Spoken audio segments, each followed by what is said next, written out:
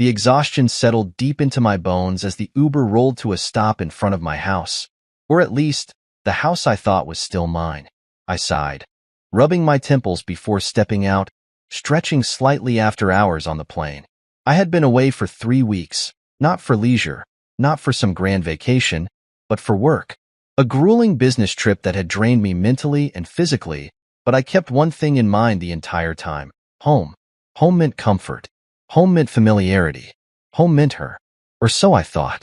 The driver gave me a polite nod before pulling away, leaving me standing at the curb, suitcase in hand, staring at the house that should have welcomed me. I shifted my grip on the handle, took a deep breath, and walked toward the front door. The porch light flickered, casting long shadows across the steps as I approached. I reached into my pocket, fishing out my keys, anticipation building as I imagined stepping inside, kicking off my shoes, and collapsing on the couch. But the moment I inserted the key, I knew something was wrong. I turned the key. It didn't move. I tried again, jiggling it, twisting it, but the lock didn't budge. Confused, I pulled the key out and examined it, wondering if fatigue was making my hands clumsy. But no, it was the right key. The same key I had used for years. I tried again. Nothing. The locks had been changed. A sharp chill crawled down my spine. My heartbeat picked up, slow and heavy in my chest. Why? Why would she change the locks? I stepped back, looking up at the windows. The curtains were drawn. The warm glow of light seeped through the edges, confirming that someone was inside. But I didn't hear movement, no shuffling, no TV murmuring in the background. My phone vibrated in my pocket. I pulled it out, my stomach twisting the moment I saw the name flash across the screen, a text from my wife. I tapped the notification, my eyes scanning the message. I found someone better. Don't bother trying to come in. I've moved on. For a moment, I didn't move. I didn't blink. My breath was trapped in my chest, held hostage by the weight of those words. I read them again and again. The words didn't change. A slow, creeping heat spread through my body, burning away the exhaustion that had weighed me down moments ago. I clenched my jaw, inhaling deeply, forcing myself to remain calm. I looked up. My eyes found the small security camera position near the front door, the one I had installed for our safety. Now, it wasn't protecting me. It was watching me. I could picture her on the other side, sitting comfortably on my couch, watching me through her phone or the TV screen, waiting for my reaction. Would I pound on the door? Yell? Beg? Would I demand answers? No. I exhaled, my grip tightening on my suitcase handle. Slowly, deliberately, I smiled. And then, with a steady hand, I typed my response. Are you sure about that? I hit send. Then I turned around and walked away. No outburst. No scene. No begging. Just silence. Because unlike her, I knew something she didn't. She thought she had one. She thought she had outplayed me. She thought she had ripped my world apart in one swift move. But what she had actually done was set something in motion that she would never see coming. I had built this life with her, thread by thread, piece by piece. Every brick of this house, every dollar in her accounts, every bit of comfort she now took for granted, I had helped provide. And now? Now she had locked me out. But she had no idea that she had just locked herself into something much, much worse. As I walked away from that door, my mind was already working, already calculating. I wasn't angry, no. Anger was too simple. I was focused. Because this wasn't the end of the story. It was just the beginning. 3 days before my world flipped upside down, before I stood at my own doorstep, locked out like a stranger, I noticed something. It wasn't obvious, not at first, but in hindsight, it was the first crack in the foundation, the first whisper that something was wrong. It started with a video call. I had been in my hotel room, exhausted after back-to-back meetings, sprawled out on the bed with my laptop open. The time difference made things tricky, but I always made an effort to call her, even when I was drained. I wanted to hear her voice, see her face. Natalie had always been the anchor in my chaotic life. At least, that's what I thought. When she answered, her face lit up the screen, a soft smile curving her lips. She looked beautiful, too beautiful for a late-night call. Her makeup was done. Her hair was curled just right. She was dressed in a silky top, not the oversized t-shirts she usually wore when she was home alone. That was the first sign. I should have asked about it. Instead, I let it slide, convincing myself she just wanted to look good for me. But then my eyes wandered to the background, the living room. Something was off. The pillows. For years, she had kept a specific arrangement. A coral-colored pillow always sat on the left side of the couch, her favorite spot. It was her comfort thing. She curled up with it whenever we watched movies. But it was gone. In its place was a different pillow, one I didn't recognize. I frowned, shifting slightly. Did you redecorate? She glanced at the pillows and laughed lightly, tucking a strand of hair behind her ear. Oh yeah, I just wanted a little change. Thought the old ones were getting boring. It was a casual answer, perfectly normal, but the way she hurried past the topic, the way her smile flickered for a split second before she recovered, made something in my gut twist. I told myself I was overthinking. I let it go. Then came the second sign. Her text started changing. Normally, we talked throughout the day, quick messages, inside jokes, updates about work. It had been like that since we started dating, an effortless rhythm. Even during my business trips, she'd check in, sending me random thoughts, asking about my meetings, counting down the days until I came home. But this time, her texts became short, distant. I'd sinned. Just finished a long meeting. Can't wait to be back home. She'd reply hours later with, "That's great. Hope it went well. No, I miss you." No emojis. No follow-ups. At first, I figured she was just busy. Work could be stressful. But the more it happened, the more the pattern solidified. She wasn't just busy. She was pulling away. Then came the rail warning sign. 3 nights before my flight home, we were on another call. I was sitting by the hotel window, watching the city lights flicker below, telling her about a client I had finally closed a deal with. She was nodding, smiling at the right moments, but she wasn't really listening. And then, in the middle of our conversation, I heard it. A man's laughter. It was quick, just a brief sound in the background, but I knew immediately that was not the TV. The depth, the tone, the casual ease. It belonged to someone who felt comfortable in my home. My chest tightened. Who was that? Her eyes widened slightly before she blinked, shaking her head. What? The laugh. I heard someone. She let out a nervous chuckle, brushing it off. Oh, that was just the TV. I frowned, shifting in my seat.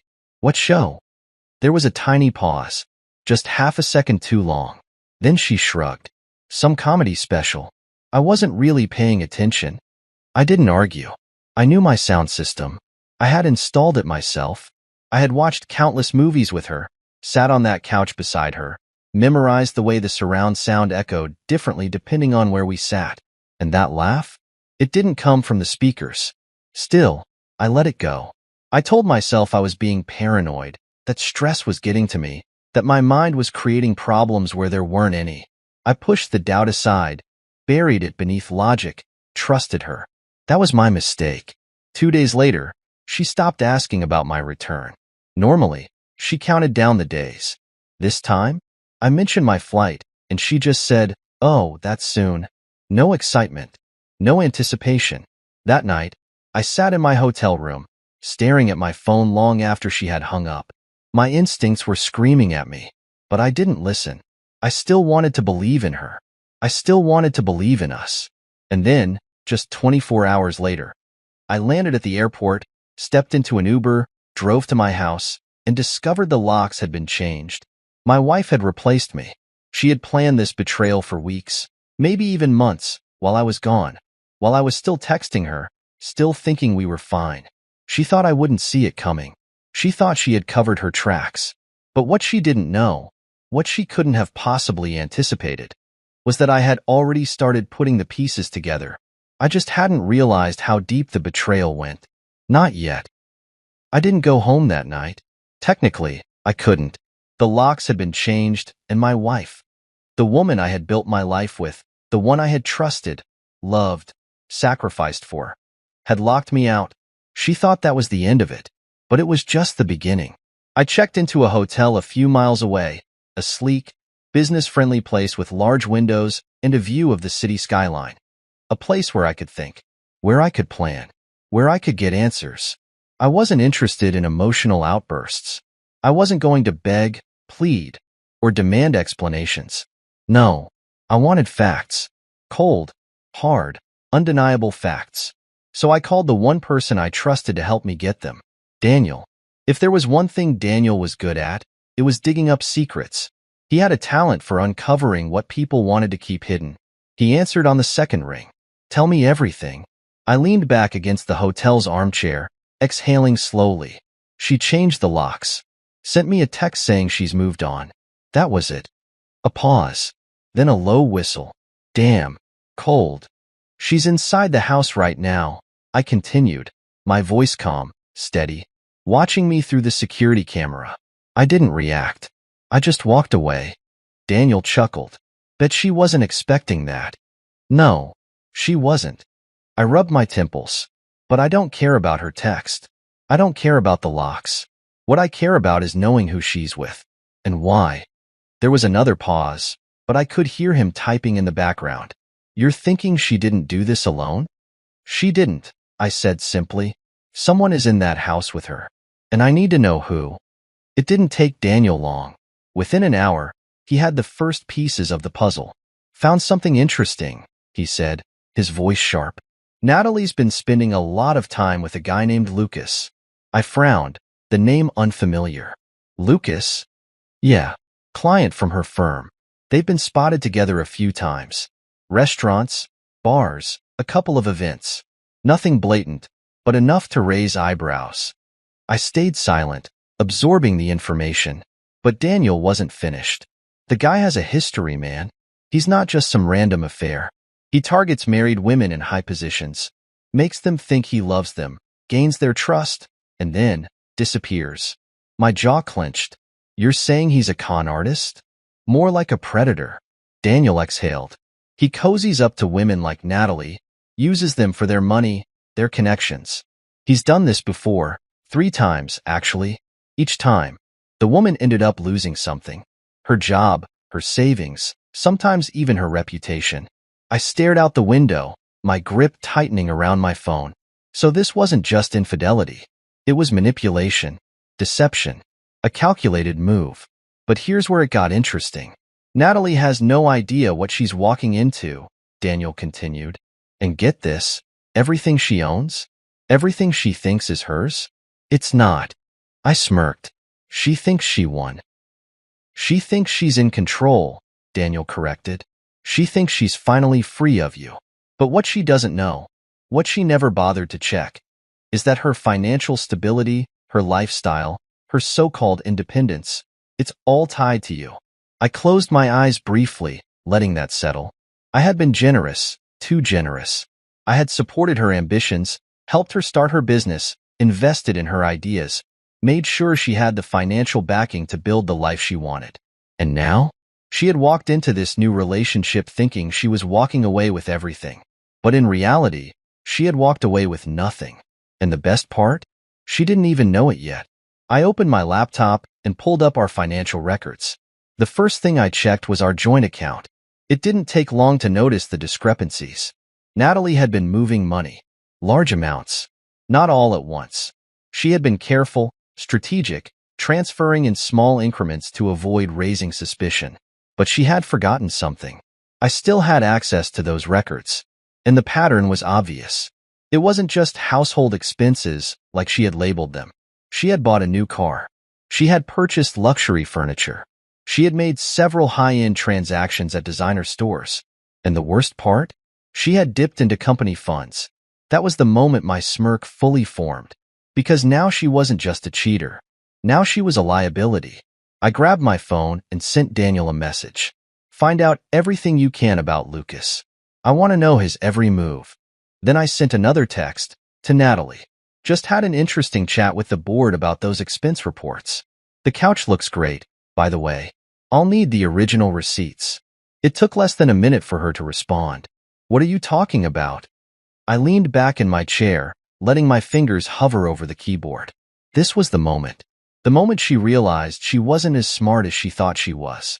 The moment she understood the game had just begun. I typed back slowly, deliberately. Oh, and Lucas' history with other women? Very enlightening. 3 settlements in 2 years? That's impressive. I hit send. Then I watched. The typing indicator appeared, then disappeared, then reappeared, then stopped. Natalie had spent weeks, maybe months, crafting her perfect exit plan. But she had overlooked one crucial detail. I wasn't the kind of man you betray without consequences. She thought she had one. Now she was panicking, and I wasn't even close to finished. That night, I didn't sleep. Not because of anger, not because of heartbreak, but because my mind was working, calculating. Natalie had made a grave mistake, not just by betraying me, but by thinking she could walk away unscathed. I sat in my hotel room, fingers tapping against my knee, my laptop screen illuminating the dark space as I went through every detail Daniel had uncovered. Lucas was nothing more than a seasoned con artist. A predator who lured in powerful women, used them, drained them financially, and vanished.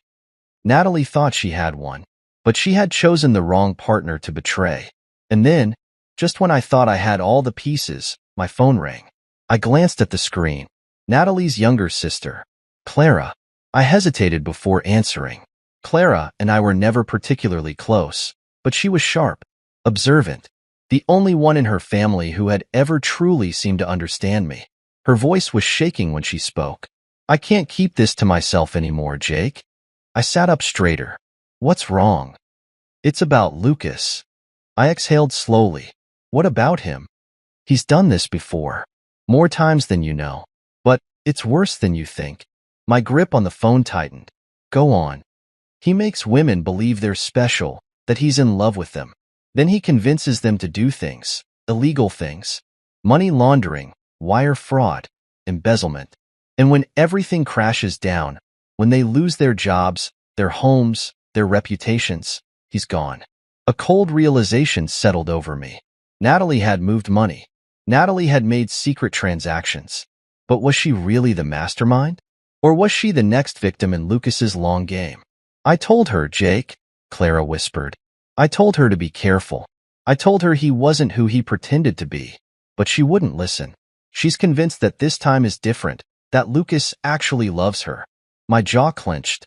Love. Lucas didn't love her. He was using her. And there's something else, Clara continued. Natalie has been moving money out of your joint account. Big amounts. She told me it was for business, but I checked. That's not what it is. I already knew, but I stayed silent, letting her speak. She's been draining company funds too. And there it was. The final, undeniable truth. Natalie wasn't just having an affair. She was committing financial crimes. Jake, I know she hurt you. I know you probably hate her right now. But Lucas, he's dangerous. He's going to ruin her. And if she keeps making these choices, she might not recover. Clara's voice cracked. She's still my sister. And I don't want her to lose everything. I exhaled, rubbing my temples. She already has. Silence. Then, softly, what are you going to do? I leaned forward, my eyes locked onto my laptop screen, scanning through the financial records, the evidence, the trail of destruction Lucas had left behind in other women's lives. I'm going to let her think she's in control. And then? I smirked. And then I'm going to take everything back. The next morning, I woke up early, showered, and dressed like it was just another day at the office. But today was anything but normal. Today was the beginning of the end for Natalie. I sat in the hotel lobby, sipping black coffee, watching as the sun rose over the city skyline. My mind was already 10 steps ahead, orchestrating what needed to happen next. First, I needed confirmation. I logged into our financial records again. Clara had been right. Natalie had made several large transactions. But one in particular caught my attention. A wire transfer. To Lucas. I stared at the screen, the number glaring at me. $50,000. She had given him money. She wasn't just being used. She was actively funding his lifestyle. My fingers hovered over my phone screen before I typed out a message. Hey, Nat, hope you're doing well. Just noticed a large wire transfer from our account. Need some clarification. Call me. I hit send. And then, I waited. 5 minutes passed. then 10. Then my phone buzzed. Her name flashed across the screen. I took a slow sip of my coffee before answering. "What do you want?" she snapped. I smiled. "Good morning to you too, sweetheart." "Cut the crap, Jake. Why are you texting me?" I leaned back in my chair. "I was just reviewing our finances and noticed some interesting activity. Thought I'd give you a chance to explain." Silence. Then, her voice softened. "Jake, let's not do this. It's over. We don't need to fight about money." I nearly laughed. "Not fight about money?" "Of course," I said smoothly. "I'm just curious. What was the 50 grand for?" "That's none of your business." I let out a low hum. "See, that's where you're wrong. It is my business. Because technically it was my money." Jake. "I just hope Lucas was worth it." The silence stretched. Then, for the first time, I heard it: uncertainty. Fear. "How do you know about Lucas?" I smiled. "Oh, Natalie. I know everything." Her breath hitched. "Good. Let her panic. Let her scramble. Let her realize that the game she thought she was playing had just turned against her." "You had someone follow me?" she demanded. "No need. You left plenty of breadcrumbs on your own." "Jake, listen." "No. You listen." My voice turned sharp, cutting through the air like a knife. "You think you've won. You think you've built a new life, that you've walked away with everything. But what you don't know, what you never bothered to check, is that everything you have, everything you own, everything you're standing on, it's mine." "You're lying," she whispered. I laughed. A slow, amused chuckle. "Am I?" Silence. Then, the smallest, quietest, most desperate thing she had ever said to me. "What do you want?" I leaned forward, staring out at the city, watching as the world moved like nothing had changed, even though for her, everything had. "I want you to think about what's coming next," I said. Then, I hung up, because the best way to break someone is to let them break themselves. And Natalie? She had just begun to crack. I didn't expect Natalie to call again that night. And she didn't. Not yet. But I knew her too well. She was unraveling. She had spent weeks, maybe months, planning her exit, crafting the perfect escape plan. She thought she was in control. She thought she had one. But all it took was one phone call. One conversation where I made her realize she didn't know as much as she thought she did. And that was just the beginning. The next morning, I woke up before sunrise. I wasn't in a rush. This part had to be played carefully. I stretched, made coffee, and took my time getting dressed. I checked my messages. Nothing from Natalie. But I wasn't waiting for her. I was waiting for Lucas. Daniel had already uncovered most of Lucas's dirty history, but there was one thing I needed: his weakness. And by noon, I had it. Daniel sent me a text with a screenshot. An old lawsuit Lucas had settled out of court.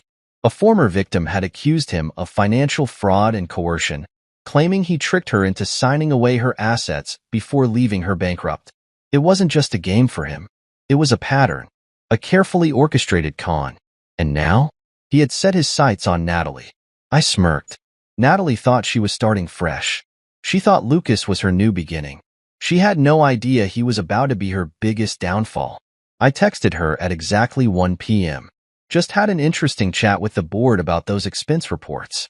"The couch looks great, by the way. I'll need the original receipts." It took less than 2 minutes for her to reply. "What are you talking about?" I could picture her now, sitting in my house, phone clutched in her hand, panic creeping into her voice. I didn't answer right away. I let her sit with it, let her wonder, let her overthink. Then, after exactly 10 minutes, I sent another message. "Oh, and Lucas' history with other women, very enlightening. 3 settlements in 2 years? That's impressive." The typing indicator appeared. Stopped. Started again. Stopped. Again. Stopped. She was panicking. Good. I went about my day as if nothing had happened. Had lunch. Took a walk. Checked a few emails. Meanwhile, she was probably pacing the house, frantically trying to figure out what I knew. She didn't call, but I knew she wanted to. Instead, she sent one last text. "You don't know what you're talking about." I laughed, because that right there, that was fear. And fear makes people desperate, reckless. which meant it was only a matter of time before she made her first mistake. By evening, I was back in my hotel room, going over the next phase of my plan when Daniel called. She made a move, he said. I sat up. Already? Yep. Not even 3 hours after your last text. Daniel chuckled. She's scrambling, man. She tried to pull another 50 grand from your joint account. But guess what? I smirked. It didn't go through. Bingo. Because I had already frozen the account. Natalie was trying to cover her tracks, trying to shift money before I could touch it. Too late. I had already locked her out. Anything else? I asked. Daniel hummed. She made a call to Lucas right after. They talked for about 15 minutes. After that, Lucas booked a first-class flight to Miami. I raised an eyebrow. He's running? Looks like it. Of course he was. Lucas wasn't an idiot. He had done this before. He knew how to vanish before things got too complicated. What he didn't know, I was already ahead of him. I sent Natalie another text. Looks like your boyfriend is skipping town. Maybe you should check his bank statements. This time, she called immediately. I let it ring 3 times before I answered. What's wrong, sweetheart? I asked smoothly. Her voice was sharp. Panicked. What the hell are you doing? Me. I leaned back, completely at ease. I'm just enjoying my evening. You, on the other hand, sound stressed. You're lying, she snapped. Lucas isn't going anywhere. You sure about that? I let the silence stretch before adding, check his flight confirmation. She didn't respond, because she was checking. And a few moments later, I heard it, the sharp inhale, the moment of realization. Son of a... I chuckled. Now, no need for language. How did you... I cut her off. Did he promise you something, Natalie? Did he tell you he loved you? That this time was different? She was silent. I continued, my voice calm, measured, deadly, because he told the last woman the same thing, and the one before that. And guess what? She exhaled shakily. He left them just like he's leaving you, I said softly. The only difference? They didn't have me watching their backs. Jake. There it was. The break. Not defiance. Not anger. Regret. But I wasn't here to make her feel better. I leaned forward, dropping the final bombshell. You didn't just cheat, Natalie. You made deals with a criminal. You stole company funds. And you left a paper trail. Her breath hitched. You think I was playing games? I whispered. You think I didn't see this coming? More silence. More cracks. Jake, please. Please, what? I smirked. Please make this go away? I let that hang in the air for a moment. Then I delivered the final blow. You didn't just betray me, Natalie. My voice was cold, sharp. You betrayed yourself. And then, before she could respond, before she could beg or explain or make excuses, I hung up because I didn't need to hear anything else. She had already lost. I didn't check my phone again that night. I didn't have to. Natalie was panicking. That much was obvious. She was spiraling, grasping for control, but she had already lost it. She just didn't know how bad it was yet. But she would. By the time I woke up the next morning, I had 3 missed calls and 6 messages from her, each one more desperate than the last. Jake, we need to talk. Call me. Please stop whatever you're doing. Jake, I made a mistake. Let's fix this. Pick up the phone. I need to talk to you. Lucas is gone. I know I messed up. Just call me. And the last one? Please. I need your help. I smirked. Now she needed me? Less than 48 hours ago, she was gloating, thinking she had won. Now, she was crumbling.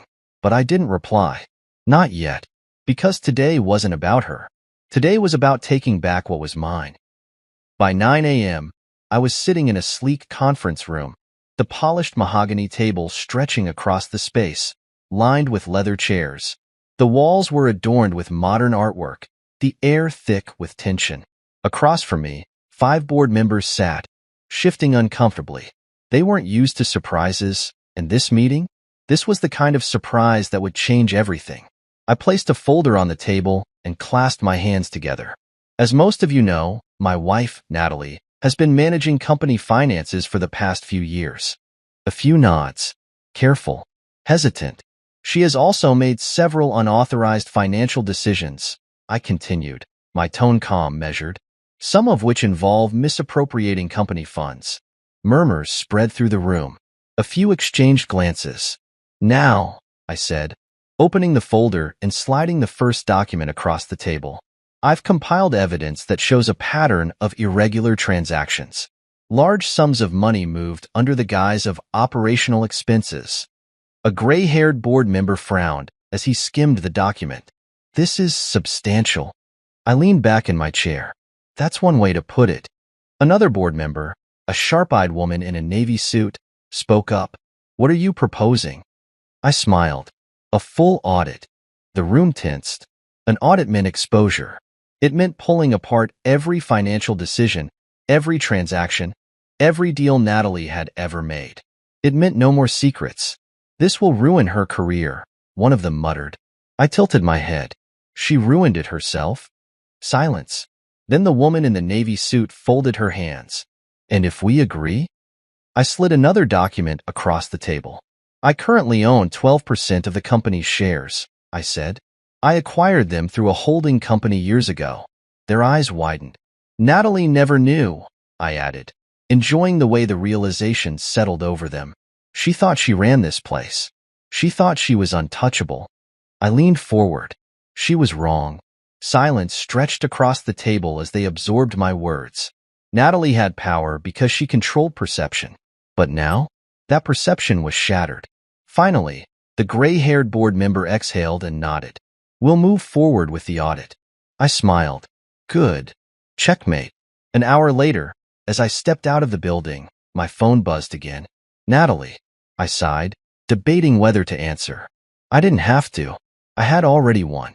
But some part of me wanted to hear it. Wanted to hear her voice now that she knew she was losing. So I answered. I didn't say anything. Just let the silence stretch. Jake, she breathed, her voice raw, frantic. Please talk to me. I glanced at my watch. I'm listening. A pause. Then, her voice cracked. I don't know what to do. I almost laughed. 3 days ago, she was so sure of herself, so certain she had everything figured out. Now, she was lost. Lucas is gone, she continued. He took the money. I can't reach him. I can't. Her voice hitched. I stayed silent. Let her feel it. Let her sit in the destruction she caused. I know I hurt you, she whispered. I was stupid. I thought I was making the right choice, but I was wrong. I hummed, unmoved. And what choice was that? She swallowed hard. I thought Lucas loved me. There it was. The final crack. The moment she realized how badly she had miscalculated. I let out a slow breath. You made your bed, Natalie. Her breath shuddered. I know. And then, the words I had been waiting for. Jake, I need your help. I smiled. Oh, sweetheart, I murmured, mocking the way she had always spoken down to me. Help is the last thing I'm giving you. Silence. Then, a sob. I tilted my head. Do you know what the best part is? She sniffled. What? You locked me out, I reminded her. You changed the locks. You thought you were keeping me out of your life. I let that hang for a moment before delivering the final blow. But really? You locked yourself in. She gasped. Goodbye, Natalie. And then, before she could say another word, I hung up. And this time, she didn't call back. Natalie didn't call again. She didn't text, didn't try to reach out. Not immediately. And I knew exactly why. She was in survival mode. Right now, she wasn't thinking about apologies or regrets. She wasn't sitting in a dark room, reflecting on her mistakes. No, she was scrambling, trying to find a way out, trying to undo what she had done. And I let her. I let her believe that maybe, just maybe, she still had a chance to fix this. Because the truth was, she didn't. At exactly 11:27 p.m., Daniel sent me a text. Check the security cameras. I raised an eyebrow before grabbing my laptop, logging into the live feed of my home security system. The same system Natalie had forgotten I still had access to. The moment the footage loaded, I saw her. She was in our home office, pacing, her phone in one hand and a glass of wine in the other. She looked different. Not the confident, put-together woman she had always been. No makeup, hair in a messy bun. She wasn't wearing one of her sleek, expensive dresses, just an oversized sweater. She was unraveling. I watched as she slammed her phone down on the desk and turned to face the bookshelf. Then, she stilled, and my smirk deepened, because I knew what she was looking at. The safe. It was built into the wall, hidden behind a framed photo of us in Bali, a picture she had once loved. Now, she reached for it with shaking hands, ripping it off the wall and tossing it aside. I leaned back, watching as she stared at the electronic keypad. I could almost hear her thoughts. She was thinking through every possible combination, trying to remember the numbers I would have used. She started with the obvious. Our wedding date. I smirked as she typed it in. Beep. Wrong. She frowned. Tried again. Her birthday. Beep. Wrong. Her hands clenched into fists. She inhaled sharply, clearly trying to stay calm. I could see her lips moving, whispering numbers to herself.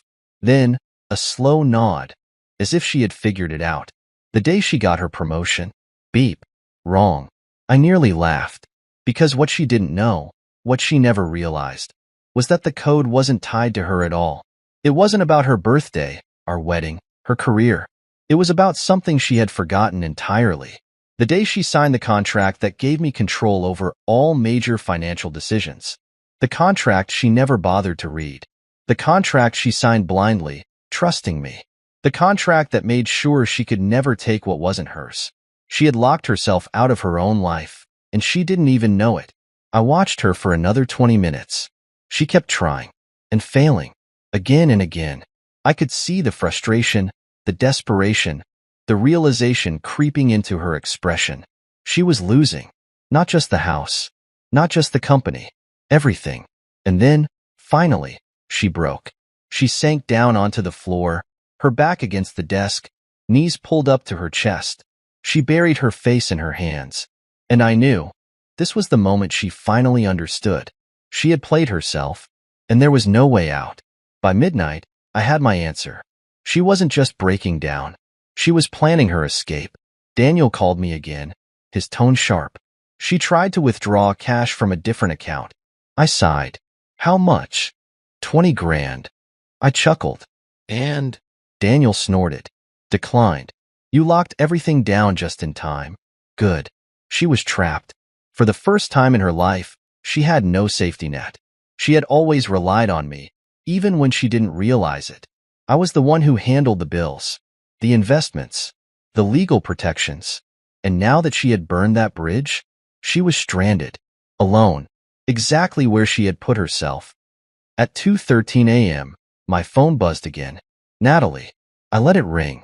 Then, when it stopped, another text popped up. I need to talk. Please. I stared at the message for a long moment. I could feel the shift. 3 days ago, she had locked me out, convinced she had one. 2 days ago, she was defensive, trying to hold on to the illusion of control. Yesterday, she was starting to realize she had made a mistake. And now? Now she was begging. I let the message sit unread. Because this wasn't over. Not yet. At 7 a.m., Daniel sent me another update. She hasn't left the house, he said. And guess what? I raised an eyebrow. What? She called her lawyer. I smiled. And? Daniel chuckled. And her lawyer told her the same thing you already know. She has nothing. I took a slow sip of my coffee. She'll try something else soon, I murmured. She will, Daniel agreed. And when she does? I smirked. I'll be waiting. That evening, I checked the security cameras one last time. Natalie was still in the house, sitting on the couch, staring blankly at the coffee table. She wasn't pacing anymore, wasn't frantically searching for a way out. She was frozen, defeated. She had fought. She had schemed. She had manipulated. But now, she had finally realized the truth. There was nothing left to fight for. Natalie had gone silent. It had been nearly 24 hours since her last desperate text. No more messages. No more calls. She wasn't fighting anymore. She wasn't begging. She was waiting. And that told me everything I needed to know. Because when a person stops reacting, when they stop scrambling, Stop reaching for control. It means they've accepted the inevitable. Natalie knew she had lost. Now she was just trying to figure out how bad the damage really was. She was about to find out. At 9 a.m., I got a call from Daniel. Board made their decision, he said. It's official. She's out. I exhaled slowly, leaning back in my chair. That fast? She left them no choice, Daniel replied. The audit confirmed the missing funds. Her position was already unstable. And let's be real. After what she pulled, nobody's stepping in to save her. I smirked. So what's next? She's got two options, Daniel said. Resign quietly or face a full investigation. A beat of silence stretched between us before we both chuckled. Because we already knew what she was going to do. Natalie would never survive a full investigation. She had too many secrets, too many financial missteps, too many bad decisions she didn't want anyone to see, which meant her only real option was to walk away before she was pushed. And just like that, the company she thought she built, the power she thought she had, it was gone. Not in a fiery explosion, not in a dramatic confrontation, just gone, like it had never really belonged to her at all. That afternoon, I got another text from Daniel. Lucas dumped her. I actually laughed when I saw it. I had been expecting it. But the speed of it was almost impressive. Lucas had taken what he wanted. Natalie's money, her resources, her blind trust. And the moment she had nothing left to offer, he vanished. Just like he had done to all the women before her. She never even saw it coming. And that was the part that made this almost poetic.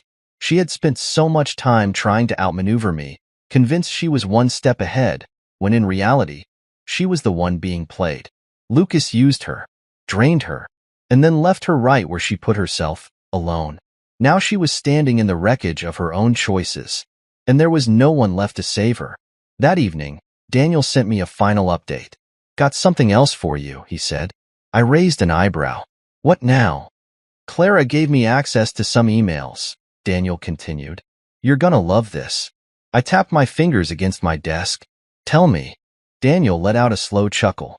Natalie and Lucas were planning to use your company's insider information for their own gain. I stilled. Explain. She was feeding him details, Daniel said, trying to help him secure deals, trying to position him in the right rooms. But the real kicker? What? Daniel's grin was almost audible through the phone. Lucas was playing her the entire time. My smirk returned. So she wasn't just cheating. She was committing fraud? Yep. I exhaled through my nose. And she put it all in writing? Oh yeah, Daniel confirmed. Clara turned over the emails. If this went public, Natalie wouldn't just be losing her career. She'd be facing charges. I shook my head. Unbelievable. She thought she was clever. Thought she was going to walk away from me and thrive. Instead, she walked straight into her own downfall. And the best part? She did it to herself. I didn't call her. I didn't text.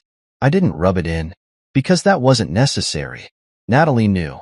She knew she was ruined. And that was enough. Later that night, I checked the security cameras one last time. She was sitting on the living room floor, staring at nothing. No phone in her hand. No plans. No exit strategy. Just sitting. I tilted my head, watching her the same way she had once watched me through those cameras. She had been so sure of herself that night. So sure she had one. And now? She was in ruins. I closed my laptop and leaned back, letting out a slow breath. The game was over. And I had won. The morning after Natalie lost everything, I expected one of two things. Either she would finally disappear, too ashamed to show her face again, or she would come crawling back. It turned out to be the latter. At exactly 8:42 a.m., my phone buzzed. Not a text, not a voicemail, a call. I let it ring. Once, twice, 3 times. Then, just as it was about to go to voicemail, I answered. But I didn't speak. I let the silence stretch, waiting for her to fill it. Jake. Her voice was hollow, like the weight of her choices had finally settled. Like she had spent the entire night sitting in the ruins of her own destruction and didn't know where to go from here. I leaned back in my chair. Good morning, Natalie. A shaky breath. Please don't do this. I smirked. Do what? She hesitated. You know what I mean. I tilted my head. I'm afraid you'll have to be more specific. Jake.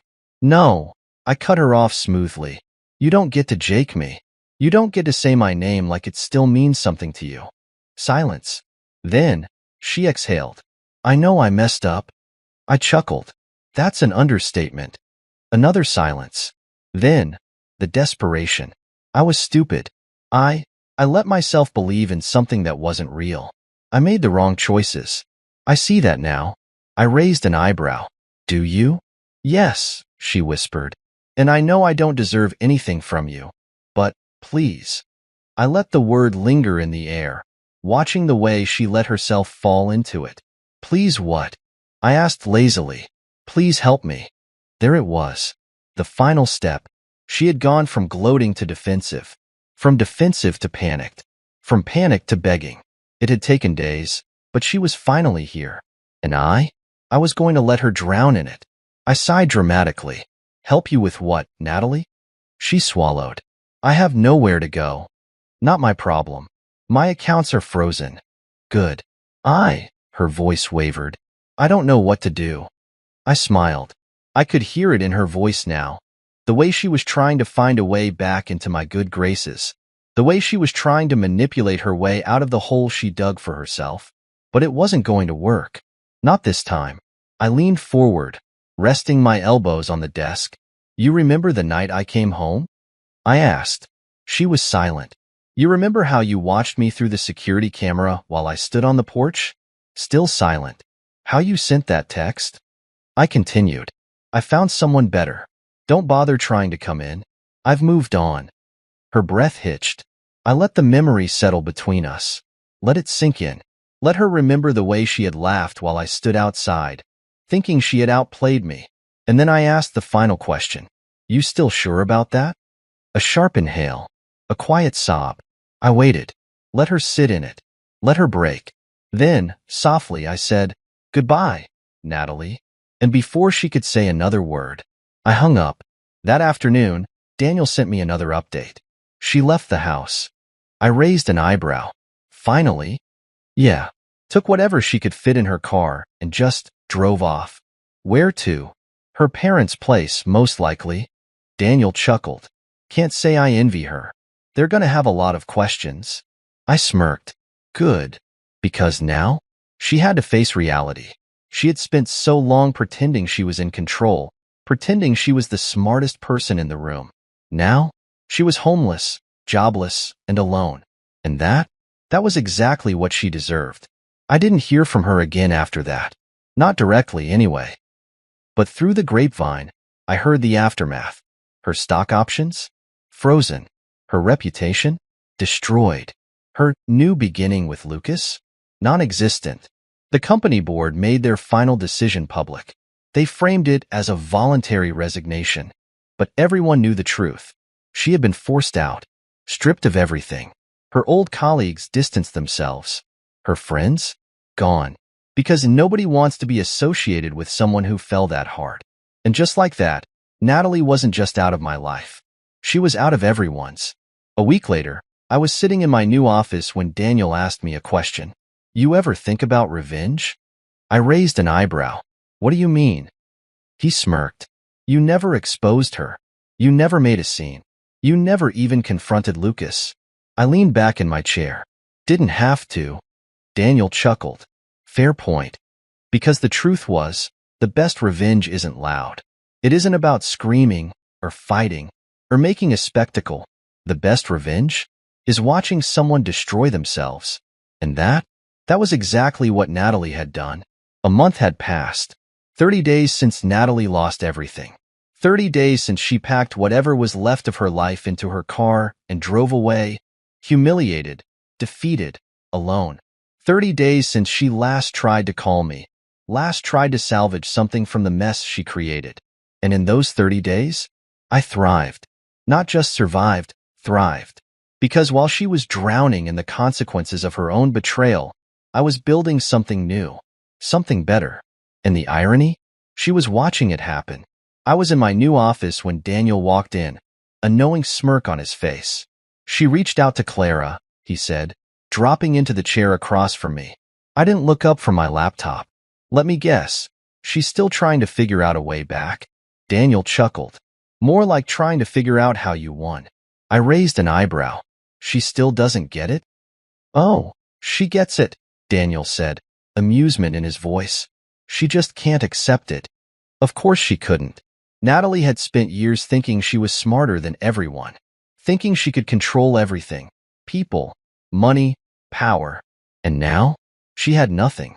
No job, no company, no home, no Lucas.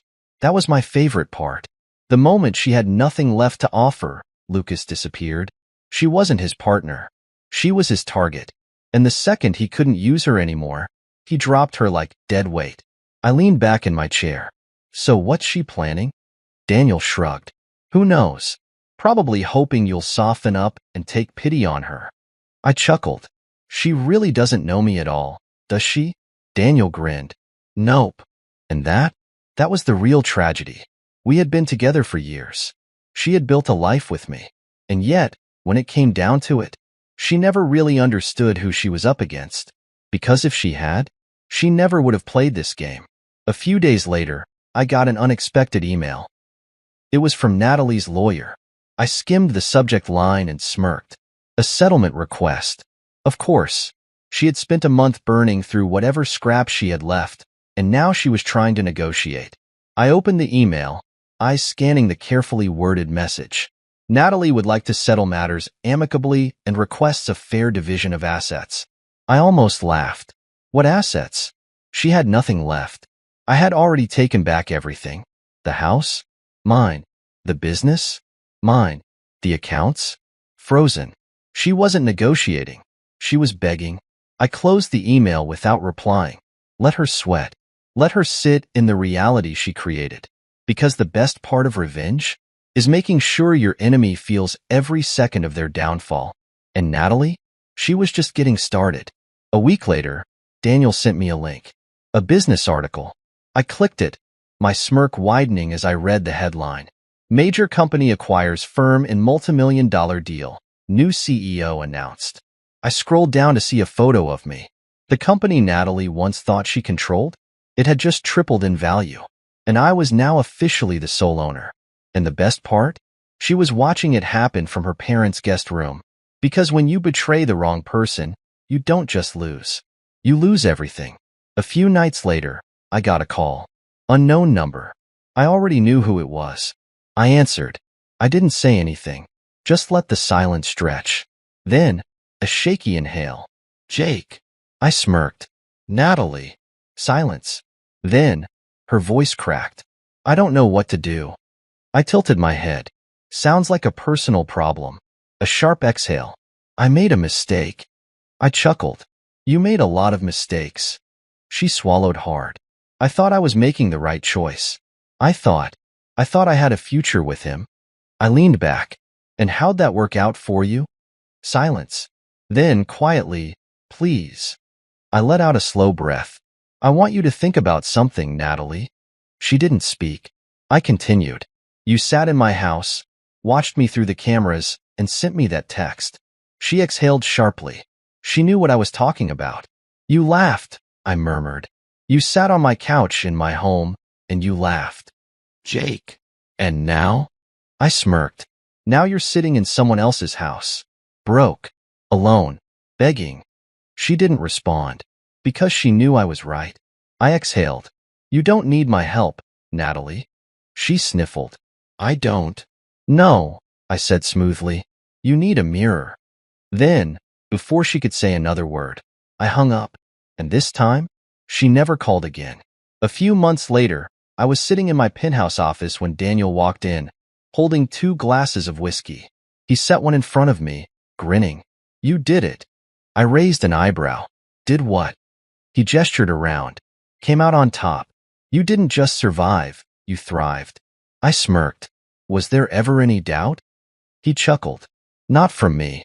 I took a slow sip of my drink, staring out the floor-to-ceiling windows. The city stretched out before me, lights flickering like a reminder of everything I had rebuilt. Everything I had won. Daniel leaned back. So, what's next? I let out a slow breath. Then I smirked. Whatever I want. Because the best revenge isn't about destroying someone else's life. It's about making yours so much better that they can't help but watch. And Natalie? She was always watching.